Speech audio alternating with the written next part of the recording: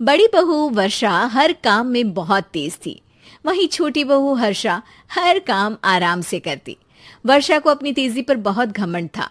वो बात बात पर हर्षा को ताना मारा करती। एक दिन वर्षा किचन में खाना बना रही होती है और हर्षा से कहती है, देवरानी जी, इतना धीमे धीमे खाना बनाओगी तो लोग भूख से मर जाएंगे। पिछले जन्म में कछुआ थी क्या? मेरा तो पता नहीं, आप बहुत तेज हो। आप पिछले जन्म में घोड़ा थी क्या? वर्षा आराम से चली जाती है।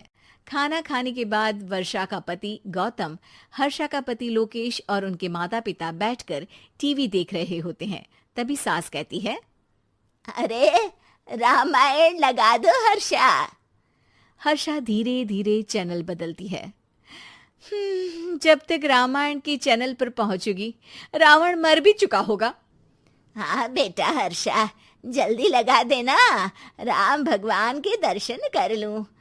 जी लगा तो रही हूँ। इतना स्लो?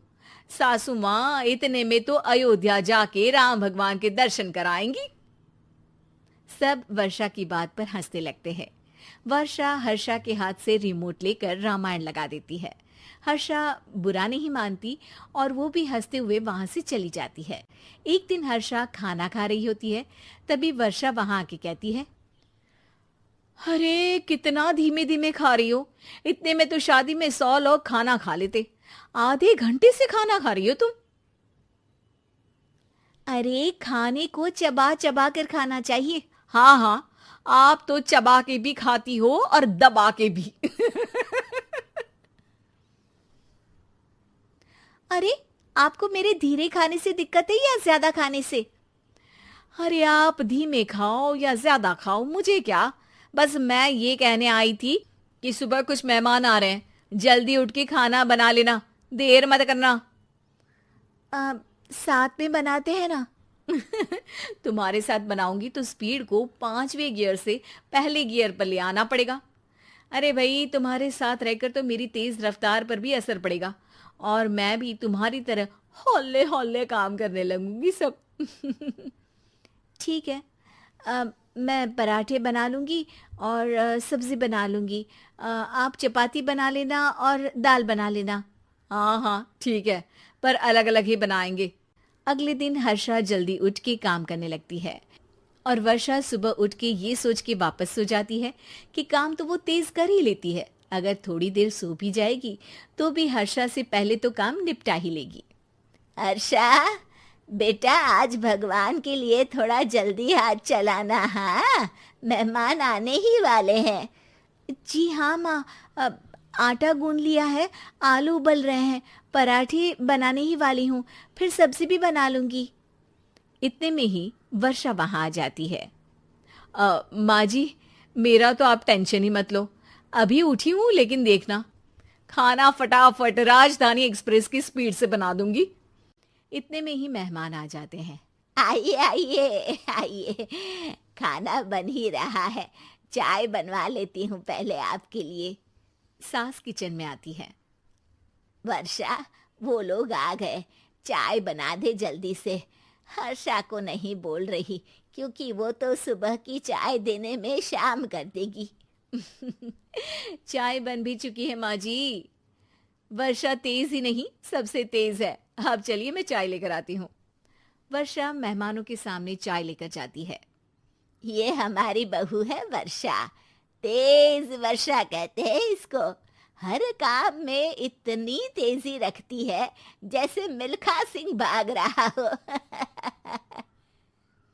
अरे वाह वाह, फिर तो खाना भी जल्दी मिलेगा हमको। हाँ हाँ, आप चाय नाश्ता खत्म कर लेंगे, उसके पहले ही वर्षा जल्दी से स्वादिष्ट खाना भी लेकर आ जाएगी। वादा तो कर लिया जल्दी खाना देने का। आपकी चपाती भी नहीं बनी और दाल भी नहीं उबली। फिर भी तुमसे पहले काम खत्म हो जाएगा मेरा।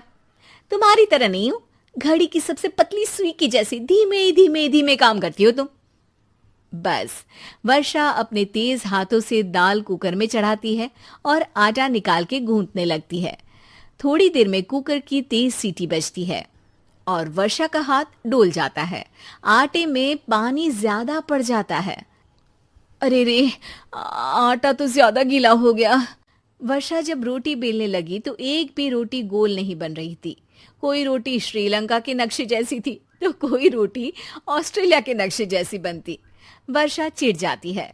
कुकर फिर से जोर से सीटी मारता है। सास बाहर से आवाज देती है, वर्षा बेटा, आज स्पीड थोड़ी कम लग रही है। टाइम और लगने वाला हो तो बता दो बेटा। वर्षा को ये बात सुनकर बहुत बुरा लगता है। वो सोचना भी नहीं चाहती थी कि कभी उसकी तेजी पर कोई सवाल उठेगा। वहीं हर्षा धीमे धीमे अपना काम करती रहती है। वर्षा दाल बनाते वक्त भी इतनी घबरा जाती है कि जल्दबाजी में दाल में नमक ज्यादा गिर जाता है। वर्षा का खाना फिर भी हर्षा से जल्दी तो बन जाता है और जब खाना मेहमानों के सामने लगता है तो सब हर्षा के खाने की तारीफ करते हैं। अरे पराठे तो कमाल की बनी है और सब्जी भी। बस दाल में नमक थोड़ा इधर उधर हो गया है। वर्षा को बहुत शर्म आती है और वो नीचे सर करके खड़ी रहती है। तभी हर्षा कहती है, वो ना मैं थोड़ी जल्दबाजी कर गई और नमक ज्यादा हो गया, पर पराठे तो वर्षा भाभी ने ही बनाए हैं, इसीलिए तो अच्छे बने हैं। वर्षा ने कभी नहीं सोचा था कि हर्षा के काम की इतनी तारीफ होगी, लेकिन वो उसका यश वर्षा को दे देगी।